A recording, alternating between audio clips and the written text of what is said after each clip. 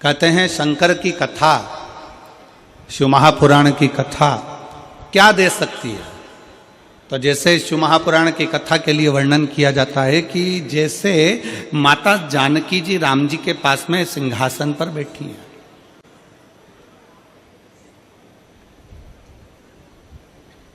माता जानकी जी राघव जी के साथ में राम जी के साथ सिंहासन पर बैठी हैं।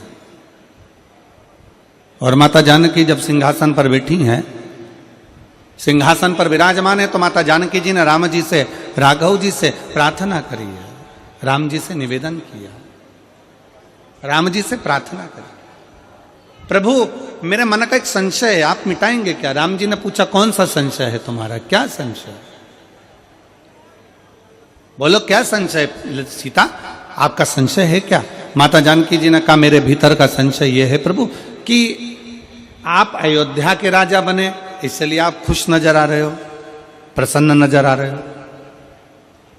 सुग्रीव जी किष्किंधा के राजा बने, इसलिए प्रसन्न नजर आ रहे हैं, इसलिए उन्हें प्रसन्नता है।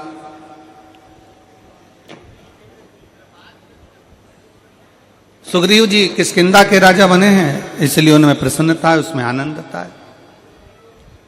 और महाराज जी विभीषण को लंका का राज्य मिला, इसलिए विभीषण की प्रसन्नता है।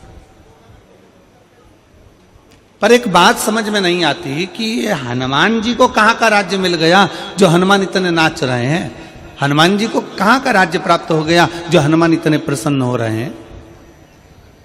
इतने खुश हो रहे हैं? आखिर ऐसा हुआ क्या?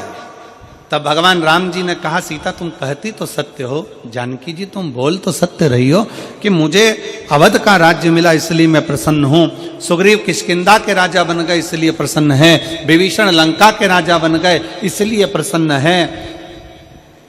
केवट निषादों का राजा बन गया इसलिए प्रसन्न है, पर हनुमान क्यों प्रसन्न है ये समझ में नहीं आता। तब श्री हनुमान जी महाराज को राम जी ने बुलाया राम जी ने, और राम जी ने बुलाकर कहा क्यों रे हनुमान, एक बात बता, मुझे अवध का राज्य मिला इसलिए प्रसन्न हूं, केवट निषादों का राजा बन गया इसलिए प्रसन्न है,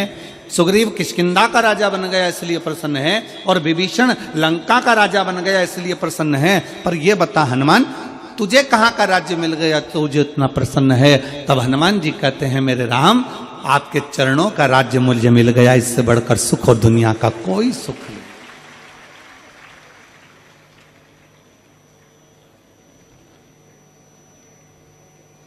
केवल आपके चरणों का जो राज्य मिला है,